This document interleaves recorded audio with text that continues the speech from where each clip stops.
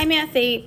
I'm not here today. I'm in the building, but I have a meeting, so I apologize for not being there, but I want to go through this with you so that you are able to do the lesson. So I'm asking you which one doesn't belong in each of the situations. So essentially, I'm asking you which fraction is not the same as the rest. Okay, so you can pause to think about it, but for the first one, I'm going to show you that this fraction, 2/3, is not the same as the rest because 1 out of 2, 5 out of 10, and 12 out of 24 are all a half or 50%. Okay, so when I look at the next fractions, I think to myself, which one is going to give me a different decimal, a different answer? So it's this one here. And if you notice, I can get from fraction to fraction by, I can multiply this one times 3. And then I can get from here to here by multiplying by 2. But there's no way for me to get to the 4/6. Okay? Let's go down to the last one. Which fraction doesn't belong? So think to yourselves, what could I multiply to get to the next fraction? So I could multiply this whole thing by 4, and that would take me to that fraction.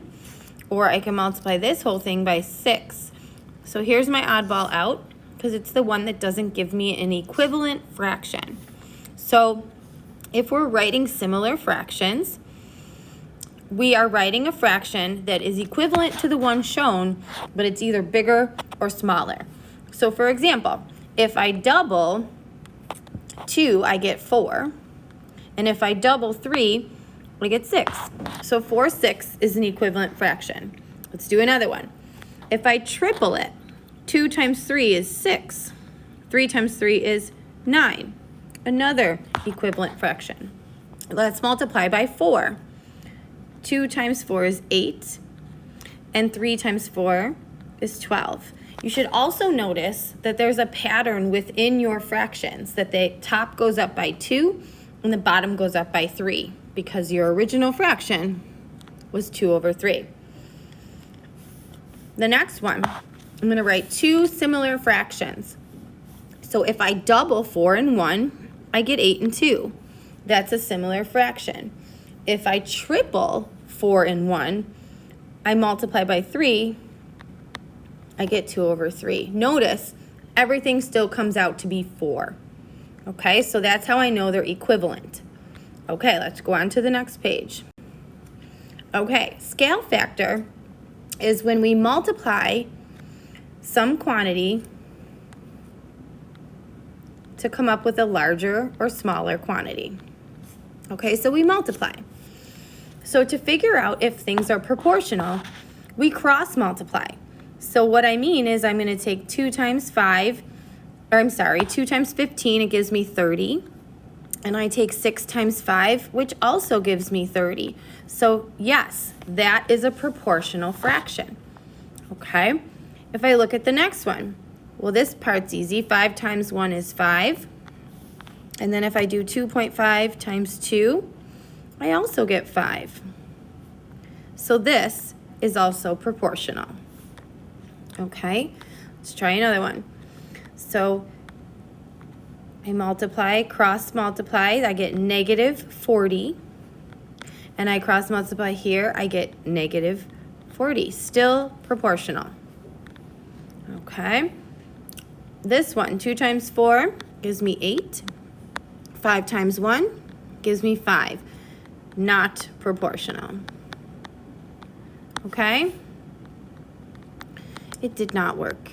Okay, so if you cross multiply, let's zoom out so you can see what I'm doing. If you cross multiply and they come out equal, it's proportional. If you cross multiply and they're not equal, it's not proportional. So just to make sure we know what we're doing, I'm going to do a few more. 3 times 2 is 6. 6 times 1 is 6. That one works. At any point in time, if I'm going too fast and you need to pause this video, you certainly can. 2 times 2 is 4. Now in your calculator, you can do 6 times 2 ABC3. if you know where the ABC key is. And it worked. It's proportional. Okay, 2 times negative 12 is negative 24. 6 times negative 4 is negative 24. It's proportional. Okay. 6 times 8 is 48. 2 times 24 is also 48. Proportional. Looks good. You can give it a check mark. Okay. I am going to go to the next page. Now, we're talking about whether the figures are similar or not. So we have to decide, and we have to write a proportion. So the way I do that is I match the sides. So 2 is proportional to side AD right here, which is 3. And then 6, which is along the top, is the same spot as 8. So if I cross multiply, I should get the same answer if these are proportional. So 8 times 2 gives me 16, but 3 times 6 gives me 18. So this is not proportional. No.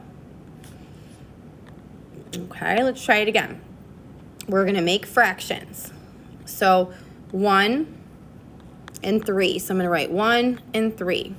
That should equal 3 and 9. 3 and 9. Okay, let's see.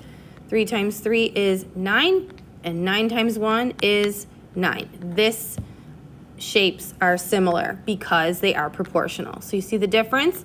I wrote myself a fraction, and I multiply, cross multiply.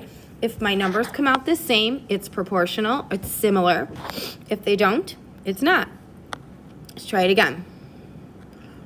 So 4 goes with 8, so I put 4 over 8, and 2 goes with 6, so equals 2 over 6. So 8 times 2 is 16, and 4 times 6 is 24. So this is not proportional. We did not do something correctly there. Okay, last one. You can put 3 with 3, okay, and then 1 with 9, 1 and 9, cross multiply. So 3 is equal to 27. Nope, doesn't work. Okay, so we use proportions to find out whether shapes are similar. Okay, so when I look at the slopes of these triangles, if I count it, I count how many up. Right here on the left, I'm up 1, 2, 3, 4 boxes, and I go over 1, 2, 3, 4, 5, 6 boxes. And then over here on this tiny triangle, this is 2 boxes by 3 boxes. So are they similar? Let's find out. 4 goes with 2, and 6 goes with 3. So let's see. 4 times 3 is 12. 2 times 6 is 12. This is a proportional shape. Okay, let's try. We got one more. Oh, we have 2 more. I lied. Okay, so this one is 3 across and 1, 2, 3, 4, 5, 6 down. So I'm going to mark it, and this one is 1 over, and this is 2 down. So let's mark what goes together. 3 belongs with 1, and 6 belongs with 2. So let's see if it's proportional. 2 times 3 is 6, and 6 times 1 is 6. It is. Okay, one more. Okay, so this might be a little confusing to look at. I'm going to do my best to fill it in.